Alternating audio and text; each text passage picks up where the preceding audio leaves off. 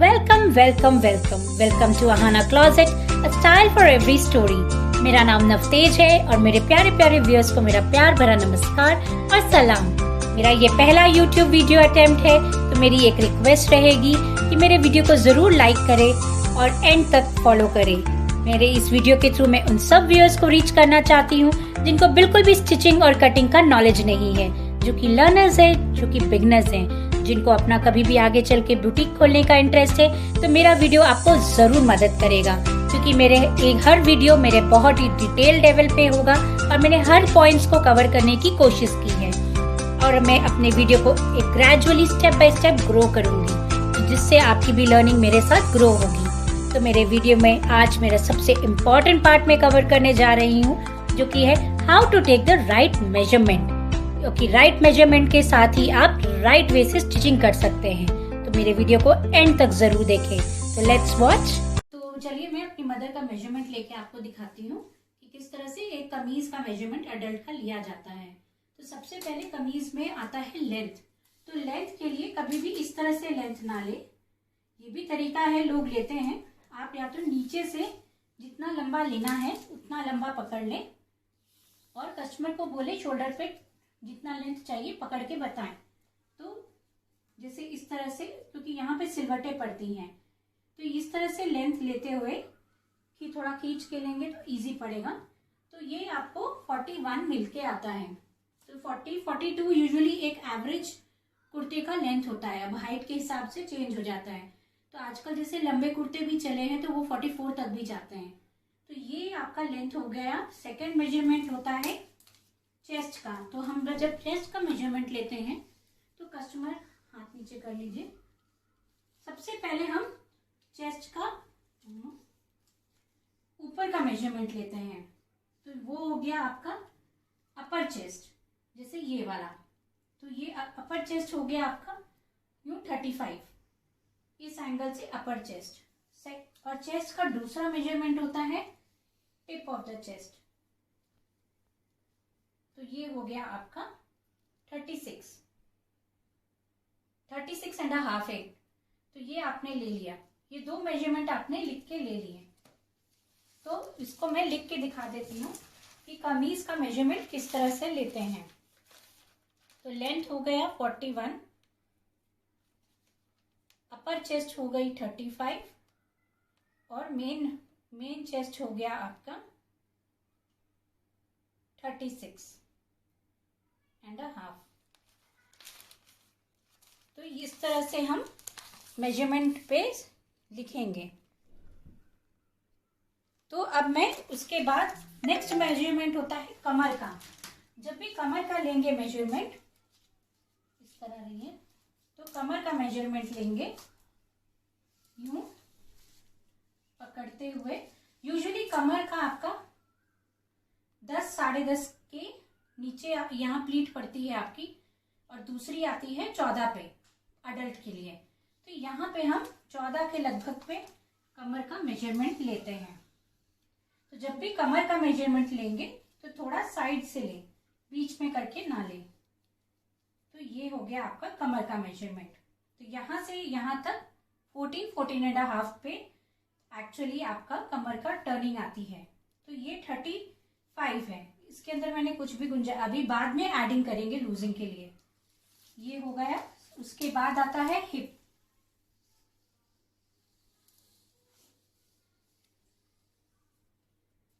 Hip हो गया 41 है ये। तो ये हिप का भी यूं आप साइड में लें पूरा मेजरमेंट करके। 41 है ये 41 पे मेजरमेंट आता है यूं। तो लेंथ हो गया, चेस्ट हो गया, कमर हो गया, हिप हो गया। तो ये हम नोट कर लेते हैं एक बार। कमर हो गई 35, हिप हो गई 42। मैं 42 ले रही हूँ, 41 नहीं ले रही।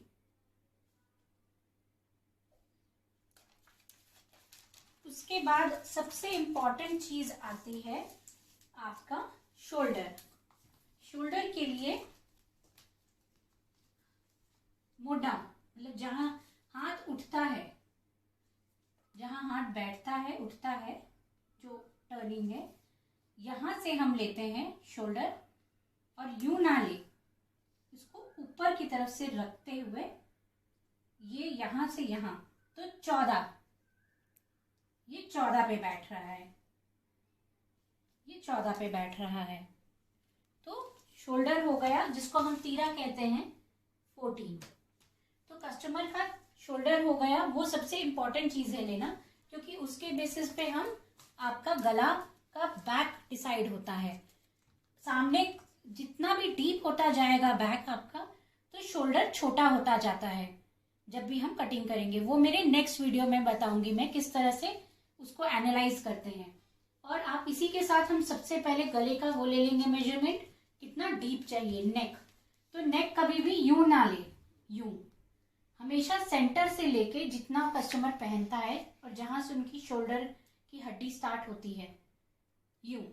तो ये 6 है, तो हम इस तरह से लेंगे, कभी भी इस तरह से नहीं लेंगे, यूं। दूसरा मेजरमेंट है बैक का, सेम हम वहीं से आपका मेजरमेंट लेंगे। और कस्टमर कितना डीप पहनना चाहता है, अगर कस्टमर को आइडिया नहीं लग रहा, फर्स्ट टाइम बना रहे हैं, तो आप 7, 7.5 और 8 के बीच में रख सकते हैं, अगर वो नॉर्मल गला पहनते हैं। तो यूजुअली नॉर्मल रेडीमेड कुर्ता का 3.5 पे आता है शोल्डर, जिसपे आपका पूरा शोल्डर का लेंथ 14 पे ही 3.5 बैठेगा। तो ये शोल्डर का और बैक का मैं बाद में एक प्रॉपर वीडियो और एक बनाऊंगी। तो ये 3 मेजरमेंट हमको लेना है, गला कितना डीप होना चाहिए। इसके बाद 6 और 8 मैंने नोट कर लिया। अब आते हैं हाथ पे। सबसे इंपॉर्टेंट चीज है स्लीव ऑफ द लेंथ। यहां जहां से हाथ पहनते हैं, कितना लंबा पहनना चाहता है। अगर छोटी स्लीव पहनता है तो यहां तक लेंगे, 5, 6। जब मिडिल हैंड्स पहनते हैं, मतलब आपका अगर आप क्वार्टर पहन रहे हो, तो यहाँ पे आपका जहाँ कोहनी मुड़ती है, यहाँ से 1 इंच नीचे करके आप लेंगे, जिसे 12 पे आया मेजरमेंट। कस्टमर को बोले सीधा रहे, झुके नहीं। और फुल हैंड के लिए इस तरह से लेंगे। तो जैसे इसका मैंने मेजरमेंट लिया, उनको 6 पहनना है, तो 6 पे हम मार्किंग कर लेंगे। और 6 के बाद हम जहाँ पे 6 लिया है, अंदाज रखते हुए उस आर्म का गोलाई ले लेंगे। तो ये 12 कंफर्टेबल पे बैठ रहा है। तो ये 6 और 12 भी नोट कर लेते हैं।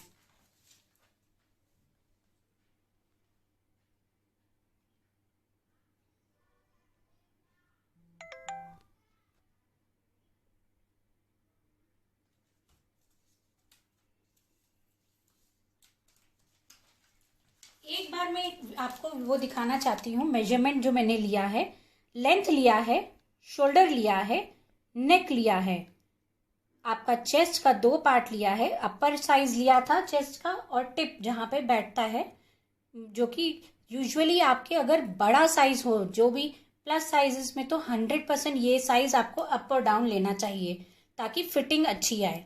फिर कमर लेते हैं, जो कि कमर मैंने आपको बताया है कि 14, करीब करीब 14 पे कमर की लेंथ होती है। जैसे कि अगर 7 का आपका हाथ काट रहे हो, गोलाई हाथ की, हाँ 7 प्लस आपका 7 पे कमर की मोड़ होगी आपकी।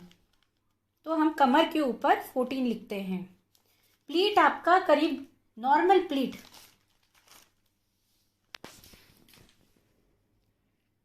देखिए टिप पे बैठा है। यहाँ पे जब भी प्लीट का काम डालते हैं, प्लीट डालते हैं लोग, तो वो 10 पे आता है या 10, 10.5 के अंदर, जो कि आपके चेस्ट पे आता है। तो ये हो गया।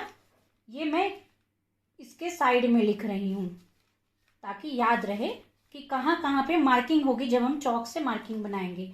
ये आपका 14 कमर के यहाँ पे नापी लेंगे, और यहाँ पे टर्न आएगा कमर का यूं। और हिप का जो होगा लेंथ, वो 21 या 22 एक अडल्ट साइज पे होता है।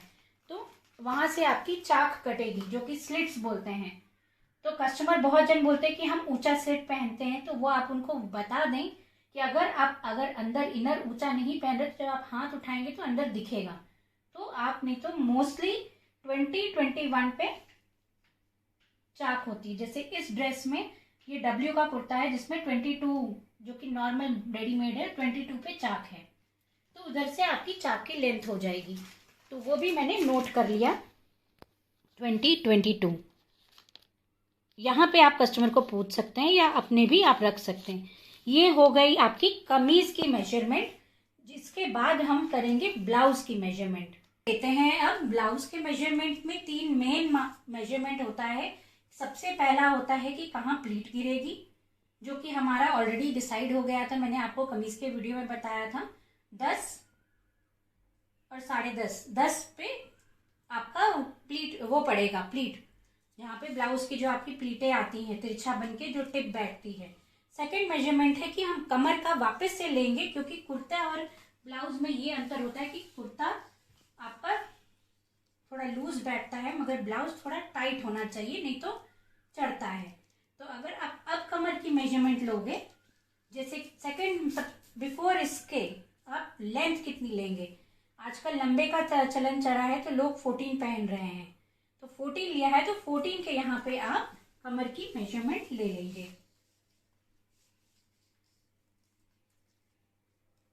तो जब आप इस तरह से लेंगे तो आपको 32.5 से 33, तो ये थोड़ा कसा आना चाहिए,